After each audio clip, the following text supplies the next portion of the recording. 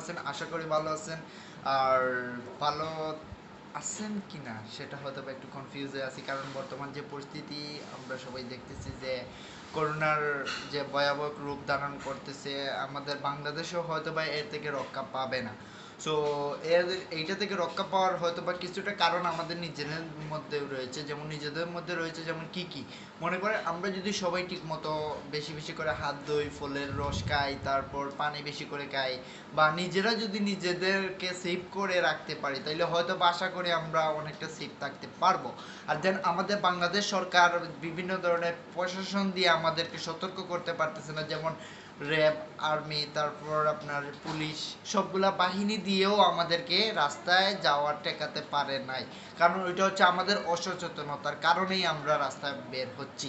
So আমরা সবাই একটু কন্ট্রোলে থাকি, আমরা অন্তত পক্ষে নিজের কথা এবং নিজের ফ্যামিলির কথা চিন্তা করে, দেশের কথা চিন্তা করে আমরা সবাই বাসার লকডাউন থাকি। মাননীয় প্রধানমন্ত্রী শেখ হাসিনা লকডাউন দিয়েছেন এই কারণে দিয়েছেন যে আমরা সবাই ঘরের ভিতরে থাকি, আমরা যেন সেফে থাকি, দেন আমরা যেন একটু সুস্থ থাকি। দেন আমরা সুস্থ থাকার মানেই হচ্ছে কি আমাদের দেশের সরকার সুস্থ থাকা। প্রত্যেকটা দেশের সরকার চায় তার দেশের জনগণ এবং নাগরিক যেন সুস্থ থাকে, ভালো থাকে। এইটা এর জন্যই চায় যে একটা দেশের নাগরিক ছাড়া যেমন সরকার চলতে পারে না, তেমনই ভাবে যে একজন সরকারের আদেশ নির্দেশ ছাড়াও কিন্তু জনগণ চলতে পারবে না। সো আমরা সবাই আশা করি আমরা সবাই দেশের আইনকে সম্মান করব, শ্রদ্ধা করব, রেসপেক্ট জানিয়ে আমরা সবাই ঘরের ভিতরে থাকবো। আর আমরা সবাই যেন মনে করেন সেফটি থাকি। যেমন আমরা ঘর থেকে যদি বাইর হই অবশ্যই মাস্ক ব্যবহার করব, দেন হাতে গ্লাভস ব্যবহার করব। সো আমরা বাইরে থেকে আসার পরেই স্যানিটাইজ দিয়ে হাত ওয়াশ করব, দেন শরীরটা ভালো করে ওয়াশ করে ফেলবো। আর কাপড়টা আশা করি যে আমরা সবাই বাইরে রোদে শুকিয়ে দিয়ে দেবো। সো এইভাবে আমরা হয়তো বা অনেকটাই সেফ থাকতে পারি। দেন দেখেন আপনি চিন্তা করে যে বিশ্বের অনেক নামি দামি দেশগুলা, অনেক বড় বড় দেশগুলোতে যেভাবে আক্রান্ত হচ্ছে আর যেভাবে মানুষ মারা যাচ্ছে, আমাদের বাংলাদেশে যদি এইভাবে কোনো রকম কোনো কিছু হয় তাহলে আমরা হয়তো বা কোনো কিছু করতে পারবো না। কেন করতে পারবো না? ওই কারণে যে আমাদের বহির্বিশ্বের যে অর্থনৈতিক যে অবস্থা, সেই দিক দিয়ে আমাদের বাংলাদেশ হয়তো বা তেমন একটা বিত্তশালী নয়। দেন আমাদের দেশে এইরকম উন্নত কোনো গবেষণাগার নেই, যার কারণে হয়তো বা আমাদের বাইরে থেকে কিট এনে আমাদেরকে চলতে হচ্ছে। তো যাই হোক, আমাদের সরকার মাননীয় প্রধানমন্ত্রী শেখ হাসিনা উনি আমাদের দেশটাকে অনেকে সতর্ক বার্তা দিয়েছেন, দেন অনেকটা হেল্প করতেছেন। উনার মতো সরকার পাওয়াটাও আমাদের হয়তো বা ভাগ্যের ব্যাপার। আর দেন উনি এই দুর্দিনে দুঃসময়ে যে জনগণের পাশে যেভাবে দাঁড়িয়েছেন, আশা করি ওইটারও একটা সুক্রিয়া আমাদেরকে করা উচিত। দেন মাননীয় প্রধানমন্ত্রী শেখ হাসিনা আমাদেরকে বিভিন্ন ধরনের অনুদান দিয়ে যাচ্ছেন বা দিচ্ছেন, ওনার প্রতি আমার স্যালুট। আর আশা করি আমরা সবাই ঘরের ভিতরে থাকি, হয়তো বা মনে করেন যে দেশের কথা চিন্তা করে, দশের কথা চিন্তা করে, জনগণের কথা চিন্তা করে, নিজের ফ্যামিলির কথা চিন্তা করে আমরা একটু ঘরে থাকি। লকডাউন দেওয়ার মানে এই না যে বাইরে কি আর্মি এসেছে একটু দেখে আসি, এইটার নাম লকডাউন না। লকডাউন হচ্ছে এইটাই যে ঘরের ভিতরে দূরত্ব বজায় রেখে মানে একই ঘরে তালাবদ্ধ অবস্থায় থাকা, এইটার নাম হচ্ছে লকডাউন। লকডাউন মানে এইটা না আমার অফিস আদালত সবগুলা বন্ধ, আমি বাইরে যাব, বন্ধুদের সাথে আড্ডা দেবো, হয়তো বা বন্ধু দুইটাকে নিয়ে বলে আসবে যে দেখি সেনাবাহিনী আছে কিনা। হ্যাঁ, আরে ভাই আপনারা এইটা দেখার দায়িত্ব দেওয়া হয় নাই, আপনাকে এইটা দেওয়ার মানে ওইটা দেখার দায়িত্ব দেওয়া হয় নাই। আপনাকে দায়িত্ব দেওয়া হয়েছে আপনি ঘরের ভিতরে থাকেন, আপনি নিজে নিরাপদ থাকেন, নিজে সেফে থাকুন, আপনার পরিবারটাকে সেফে রাখুন, দেশটাকে সেফে রাখুন।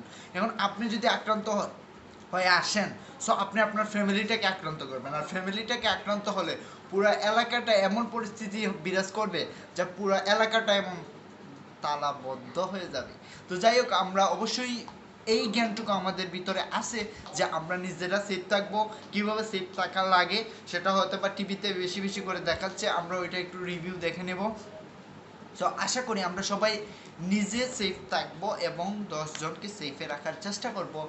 আর বিশেষ করে আমাদের দেশে নাগরিক, ম্যাক্সিমাম নাগরিক হচ্ছে অসচেতন। আর এই অসচেতনতার কারণে হয়তোবা দেশের পরিস্থিতিটা আরেকটু মানে গোলাটে হয়ে যেতে পারে। তো আমরা আশা করি আমরা সবাই একটু যদি সচেতন হই তাহলে অবশ্যই আমাদের এই রূপ থেকে হয়তো বা মনে করেন কিছুটা হলেও একটু রেহাই পেতে পারি। তো আশা করি আমরা সবাই একটু সেফে থাকবো, দেন আমরা সবাই জনগণের কথা চিন্তা করে, দেশের কথা চিন্তা করে, আমাদের দেশের আইনকে সম্মান করে, আইনের দেওয়া যে নির্দেশগুলো আছে ওইগুলো আমরা অবশ্যই মানবো। আর দেন দেখেন এই যে আমাদের মসজিদগুলোতে নামাজ পড়তে নিষেধ করা হয়েছে, আসলে মসজিদে যাওয়ার নিষেধ করা এইটা কিন্তু আসলে নেগেটিভ কোনো কিছু না। অবশ্যই জনগণের পজিটিভ দিক থেকে চিন্তা করে মাননীয় প্রধানমন্ত্রী শেখ হাসিনা কিংবা আমাদের যে ইসলামিক ফাউন্ডেশন যে নির্দেশ দিয়েছে অবশ্যই আমাদের কথা চিন্তা করে, আমাদের ভালোর জন্য ওইটা নির্দেশ দেওয়া হয়েছে। কারণ আমাদের মসজিদে গেলে হয়তো বা 20 জন বা 50 জন বা 70 জন মানুষ একসাথে নামাজ পড়বো, ওইখান থেকে কার শরীরে কি আছে আমরা তো জানি না। ওই ভাইরাসটা তো আর দেখা যায় না, দেখা যদি যাইতো তাইলে ওরা দুইটা জেলের ভিতর বন্দি কইরা দিত আমাদের বাংলাদেশ সরকার। যাই হোক, ভাইরাস তো আর দেখা যায় না, ওটা ছোঁয়াও যায় না, ওইটা অনুভবও করা যায় না, কিন্তু যখন একটা শরীরে এফেক্ট করে তখন তার সাথে সাথে ধরা যায় না, কয়েকদিন যাওয়ার পর ওইটা একটু বোঝা যায় যে ওইটা লক্ষণটা দেখা দেয়। সো আমরা অবশ্যই মানে ওই যে অনেকে অনেক ধরনের স্ট্যাটাস দিচ্ছে বা উস্কানিমূলক বক্তব্য দিয়েছে যে মসজিদ বন্ধ করা হয়েছে, চীনের সরকার বলেছে নামাজ পড়তে, ওরা নামাজ পড়ে পার পেয়ে গেছে। আসলে ওইগুলা ভাই গুজব ছড়ানোর সময় এখন না, এখন সময় হচ্ছে যে কিভাবে আপনি একজন হয়ে আর একজন মানুষ আরেকজন মানুষের পাশে দাঁড়াবেন, কিভাবে একজনকে সচেতনতা বাড়াবেন, কিভাবে আপনি নিজে সেফ থাকবেন, কিভাবে আপনার ফ্যামিলি সেফ থাকবে, কিভাবে দেশটা সেফ থাকে, সেই চিন্তাটুকু করেন, সেই বিষয়গুলো আপনারা বিস্তার লাভ করান। আর আপনারা এখন এই যে গুজবগুলা অন্তত পক্ষে আপনাদের পায়ে ধরে বলি, গুজবটা আপনারা বন্ধ করেন। গুজবগুলা যদি এইভাবে ছড়াতে থাকেন, আমরা হুজুগে বাঙালি কোনো কিছু না বুঝে এই গুজবের মধ্যে আমরা পা দেবো, বা গুজবটা আমরা বিশেষ করে গুজবগুলা অনেকটা ছড়িয়ে ছিটিয়ে দেবো। এই যে গত বেশ কয়েকদিন আগে শুনলাম যে রাহুলের কথা, এই যে রাহুলের ভাই রাহুলকে যেভাবে নির্দেশনা দিয়েছে, বলেন তো উনার কথাটা সবাই তো বিস্তার করেছেন, সবাই তো শেয়ার করেছেন, দেন ওইটা একদিন বা 2 দিন পরে দেখছেন যে ওই কথাটা ফেক, ওই কথাটা ফেক আপনারা দেখছেন তো নিশ্চয়ই। সো আমরা পরের কথায় কান না দিয়ে একটু নিজের বিবেকটাকে কাজে লাগিয়ে, নিজের বুদ্ধিটাকে একটু কাজে লাগিয়ে আমরা রিয়েলাইজ করব, বিষয়টা একটু রিয়েলাইজ করব, নিজের বিবেককে একটা প্রশ্ন করে দেখবেন, ওই আনসার আপনার নিজ থেকেই আসবে। সো গুজবে কান না দিয়ে বাস্তবতাটা একটু রিয়েলাইজ করেন, দেন নিজ থেকে রিয়েলাইজ করলে অবশ্যই বুঝতে পারবেন যে কোনটা সত্য কোনটা মিথ্যা। ওইটা অবশ্যই বোঝার মতো ক্ষমতা আমাদের সবার আছে। আর বাংলাদেশে প্রায় এখন অনেক মানুষই মনে করেন যে সচেতন, আর বাংলাদেশে এখন প্রায় অনেক মানুষ এখন সবাই এখন মনে করেন বর্তমান সমাজে সবাই মনে করেন এখন হয়ে গেছে, সচেতন হয়ে গেছে। দেন আমরা আশা করি আমরা সচেতন নাগরিক হিসাবে আমরা গুজবে কান না দিয়ে নিজেরা অবশ্যই এটা বাস্তবে একটু দেখবো, চিন্তা করে যে ওই কথাটা সত্য কি না। এই যে অনেক অনেক ধরনের কথাবার্তা বলে লাল চা আদা দিয়ে চিনি চারা খেয়ে ফেললে করোনা চলে যাবে, আসলে ভাই আমাদের মাথায় কি এই কমন সেন্সটুকু নাই যে চা খেলে যদি লোক চলে যেত তাহলে কি আর চীনের সরকার এই এতগুলা লোক মরতে দিত, বা আমেরিকার সরকার এত লোক মরতে দিত, ফ্রান্স ইতালি ইরান ওইগুলাতে এত লোক মরতো, সবাই তো লাল চা খেয়ে ভালো হয়ে যেত। হ্যাঁ, এই কমন সেন্সটুকু আমাদের মাথায় রাখতে হবে, অবশ্যই রাখতে হবে। কারণ আমাদের বাংলাদেশে কিছু কিছু দুশ্চরিত্রের লোক আছে কি জানেন, সুযোগ সন্ধানে তারা কিন্তু সময়ের অপব্যবহার করে বিভিন্ন জিনিস চায়, এইগুলা উস্কানিমূলক কিছু কথাবার্তা বলে যে আমি ভাইরাল হব। আরে ভাই, ভাইরাল হইতে তোমার কে বলছে চিল্লায় কি মার্কেট পাওয়া যায়? চিল্লায় মার্কেট পাওয়া যায় না ভাই। মার্কেট পাইতে হইলে কি জানেন, মানুষের ভালোবাসা, আত্মবিশ্বাস, তারপর ওইগুলো যদি আপনার উপর থাকে, মানুষ আপনাকে এমনি এমনি আপনি নিজে থেকেই ভাইরাল হয়ে যাবেন, আপনি নিজ থেকে ভাইরাল হতে হবে না, আপনাকে জনগণ ভাইরাল করবে, বুঝছেন? ভাইরাল হতে হলে ভাই ভালো কিছু দিয়ে ভাইরাল হও, তোমরা এইভাবে গুজব ছড়ায় ভাইরাল হয়েও না। আমার একটা রিকোয়েস্ট, বুঝতে পারছো? আর আমার এই যে ভিডিওটা দেখতেছেন যে বা যারা দেখবেন, আশা করি হয়তো অনেকে আমাকে অনেক কমেন্ট করবেন। তো যাই হোক, কমেন্ট করেন, বিষয়টা আমার একটুও খারাপ লাগবে না, কারণ একটা মানুষের দুইটা দিক থাকতে পারে, একটা নেগেটিভ অ্যান্ড পজিটিভ। আশা করি সব মানুষ পজিটিভ আমাকে কমেন্ট করবেন না, অবশ্যই অবশ্যই, কারণ সব জিনিসেরই একটা নেগেটিভ পজিটিভ থাকে। আমার কমেন্টগুলো আমাকে কে কী বললো, আমাকে কে কী করলো, সেটাতে আমি কান দিই না। আমার যে বিষয়টা হচ্ছে এইটাই যে আমি কি করছি, আমার নিজের বিবেককে আমি আগে প্রশ্ন করব যে আমার ওই বিষয়টা কি আসলেই কি সত্য না মিথ্যা। যদি দেখি না হ্যাঁ আমার ওই বিষয়টুকু আমি ভুল বলেছি, তাহলে আমি অবশ্যই ক্ষমা চেয়ে নিব। কারণ সেই ব্যক্তি উত্তম যে নিজের ভুল সবসময় স্বীকার করে। হ্যাঁ অবশ্যই আমি বলছি মানুষ বলতেই ভুল হতে পারে, আমার ভিডিওতে যদি কোনো ভুল প্রান্তে হয়ে থাকে তাহলে অবশ্যই ক্ষমার চোখে দেখবেন। বাজে কোনো কমেন্ট করে না, একদম মনে করেন মানে জ্ঞান দিয়ে বা সত্য কথা যেটা বলতে যে মানে আমার ভুল হয়েছে, এই ভুলটা যদি সুন্দর করে আপনি আমাকে শুধরাইয়া দেন, ওইটা থেকে আমি অনেক ভালো শিক্ষা নিতে পারবো। বাট আপনি যদি আমাকে মনে করেন রিয়্যাক্ট করে কোনো কিছু বলেন, হয়তো বা ওইটাতেও আমার ভুলটা আমি নিজে বুঝতে পারবো, দেন ওইটা থেকে মনে করেন আমার মানে আমার যে ধারণা আপনার প্রতি হলো সেটা অবশ্যই ভালো না। যাই হোক, বাই দ্য ওয়ে, বিষয়টা হচ্ছে আজকের এই ভিডিও ফাইন দ্য গেমার চ্যানেলটির পক্ষ থেকে এই ভিডিওটা করা হলো।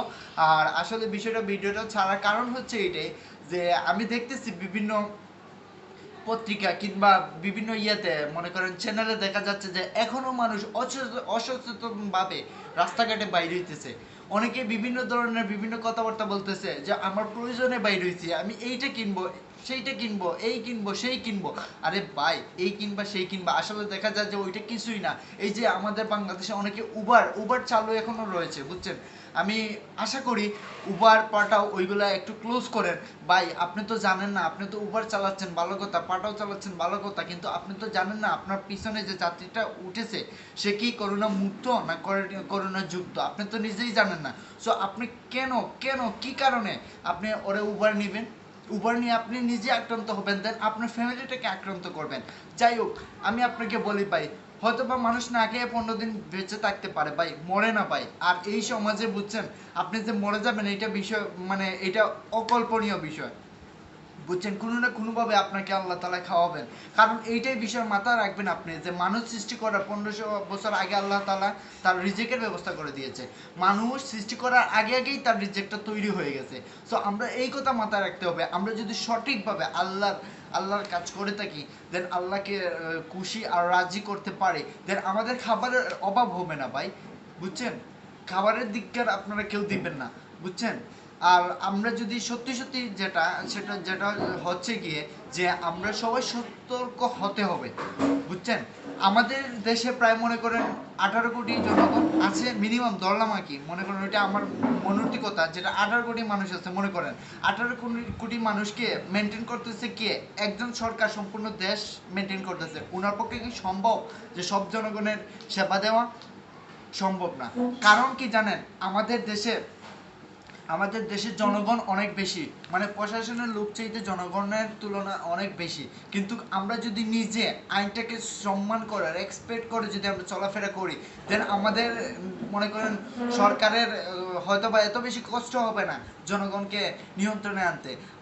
আমি যদি মনে করেন আমি যদি নিজের দেশের আইনকে সম্মান করে আমি আমার ঘরে বসে থাকি, তাহলে অবশ্যই আমার জন্য প্রশাসনের কষ্ট করে মনে করেন রাস্তায় এইরকম টকল দিতে হতো না।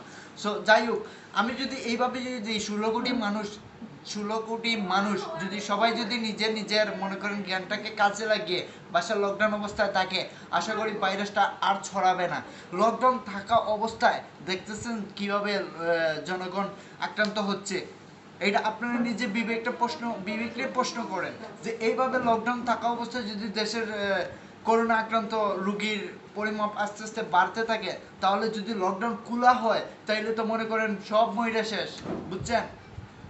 ছোটবেলায় শুনেছি হাঁস মুরগি মরতে যখন মরণ আসে তখন একসাথে সব মইরা যায়। আমরা যদি অসচেতনভাবে থাকি আর আমরা যদি লকডাউন খুলে যায়, আমাদের দেশের লকডাউনটা যদি সরকার খুলে দেয়, আপনারা যেভাবে কথাবার্তা বলতেছেন এভাবে যদি লকডাউন খুলে যায়, তাহলে মনে করেন হাঁস মুরগির মতো সবাই মরে ছাপ হয়ে যাবে বাংলাদেশে, বুঝছেন।